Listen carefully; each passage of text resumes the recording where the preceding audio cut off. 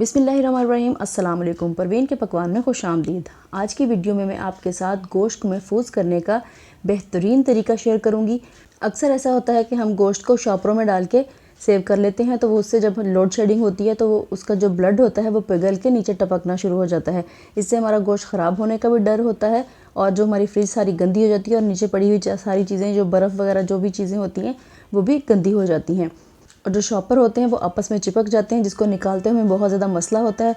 तो आज की वीडियो में मैं आपके साथ जो तरीका शेयर कर रही हूँ वो इन सारे प्रॉब्लम्स का हल है। तो वीडियो को फुल वॉच कीजिएगा। अगर वीडियो अच्छी लगे तो लाइक शेयर कर दें और अगर चैनल पे नहीं तो सब्सक्राइब भी कर लीजिएगा। तो आइए फिर वो तरीका मैं आपको बताती हूँ कि क्या है।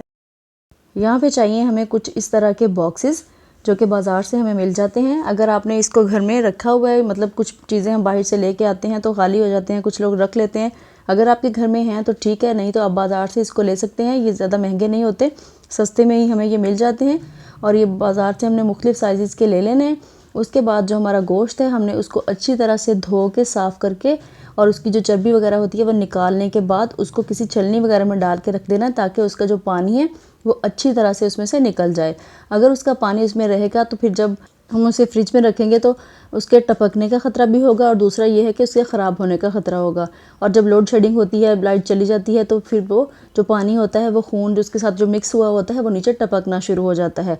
तो इस तरह से बॉक्सेस में अगर हम डाल देंगे, एक तो ये होगा कि अच्छी तरह अगर हम उसको निचोड़ लेंगे पानी उसका निकल जाएगा, तो पानी इसमें से निकलेगा नहीं। फिर भी थोड़ा बहुत रह ही जाता होता है, तो ये होगा कि ये बॉक्सेस जो हैं इनके अंदर वो जो खून वाला पानी होगा वो इसके अंदर ही रहेगा। आपकी फ्रिज गंदी नहीं होगी और जो नीचे आपने चीज़ें रखी होंगी बाकी वो भी गंदी नहीं होगी, या फिर अगर आपने बर्फ़ जमाई हुई है नीचे तो वो भी जो है कि साफ़ सुथरी होगी। तो इस तरह से सारे बॉक्सेस में मैं डाल लूँगी। कुछ बॉक्सेस छोटे साइज़ के हैं और कुछ बड़े साइज़ के हैं। तो इस तरह सारा उसमें डाल के ऊपर से ढक्कन लगा दूंगी और फिर ये सारे बॉक्सेस जो होंगे एक दूसरे के ऊपर रख के इसको मैं फ्रिज में रख दूंगी। उससे ये होगा कि जगह भी कम लेगा ये, और एक दूसरे के साथ जो शॉपर होंगे वो चिपकेंगे भी नहीं, क्योंकि शॉपर जो होते हैं अक्सर एक दूसरे के साथ चिपक जाते हैं। और दूसरा ये होता है कि जब हम उसको यूज़ करना होता है, निकालते हैं, तो हमें ये नहीं याद होता कि हमने बीफ किस में डाला था और हमने मटन किस में डाला था, तो ये चीज़ें हमें भूल जाती हैं। इससे ये होगा कि हम बॉक्सेस निकालेंगे और बॉक्सेस के ऊपर हम लिखेंगे नाम। अगर आपके पास परमानेंट बोर्ड मार्कर या पॉइंटर है तो आप उससे लिख लें, अगर नहीं तो फिर एक और तरीका मैं आपके साथ इसका शेयर करती हूँ। उससे पहले मैं आपको ये दिखा दूँ कि मैंने ये सारे बॉक्सेस बना लिए हैं। कुछ छोटे साइज़ के हैं और कुछ बड़े साइज़ के हैं। छोटे साइज़ के जो हैं वो ये होता है कि हमारी जितनी फैमिली होती है हमने एक टाइम में बनाना है, जितना गोश्त हम उसको निकालें और बना सकते हैं।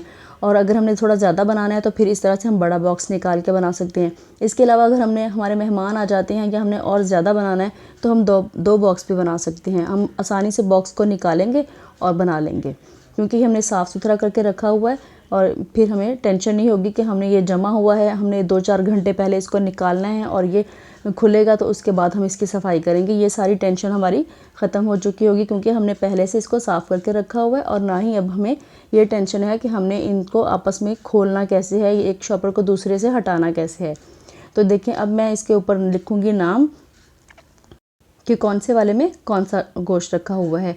अगर आपके पास बोर्ड मार्कर है परमानेंट वाला तो आप उससे लिख लें, वरना आप इस तरह से करें कि ये देखें, मैंने स्कॉच टेप लगा के मैंने इसको एक जो चिट है उसके साथ चिपका दी है और उसके ऊपर मैंने लिख दिया है इनके नाम। जैसे जिस बॉक्स में बीफ है तो बीफ लिख दिया है, जिस बॉक्स में मटन है तो उसमें मटन लिख दिया है, और या फिर जिस तरह कीमा तो वैसे नज़र आ जाता है कि आपका इसमें कीमा है।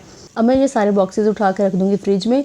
आप देखें कितने ज़बरदस्त तरीके से ये रखे जा चुके हैं, ना तो एक दूसरे से ये चिपकेंगे और ना ही इन्होंने बहुत ज़्यादा जगह ली हुई है। कि शॉपर जब हम रखते हैं तो एक दूसरे के ऊपर इतने शॉपर आ जाते हैं कि वो जगह भी सारी ख़त्म हो जाती है, और दूसरा ये है कि एक दूसरे के साथ चिपक भी जाते हैं। अब देखें ये कितने ऑर्गेनाइज तरीके से पड़े हुए हैं। और नीचे वाले खाने में मैंने बर्फ़ रखी हुई है, ऊपर वाले खाने में गोश्त रखा हुआ है, और सबसे ऊपर वाले खाने में मैंने वो बाकी सारी चीज़ें रखी हुई हैं जिनको कि मैंने यहाँ पे फ्रीज़ किया हुआ है। तो इस तरह से हम अपना सारी चीज़ें रख सकते हैं, बर्फ़ भी जमा सकते हैं, अपना गोश्त भी रख सकते हैं और बाकी चीज़ें जो फ्रीज़ की होती हैं वो भी रख सकते हैं। ये नहीं होता कि अब हमने गोश्त रखना है तो बाकी सारी चीज़ें हम निकाल दें या फिर हम इसमें बर्फ़ नहीं जमाएंगे। तो इस तरीके से हम अपने सारे काम कर सकते हैं और हमारा गोश्त जो है वो टपक के नीचे भी नहीं आएगा, हमारी बर्फ़ भी नहीं ख़राब होगी और हमारी फ्रिज भी ख़राब नहीं होगी। तो उम्मीद है आप सबको मेरा ये तरीका बहुत अच्छा लगा होगा। अगर अच्छा लगा है तो अपनी फैमिली के साथ, अपने दोस्तों के साथ, सबके साथ शेयर करें ताकि वो भी इस तरीके से फ़ायदा उठा सकें।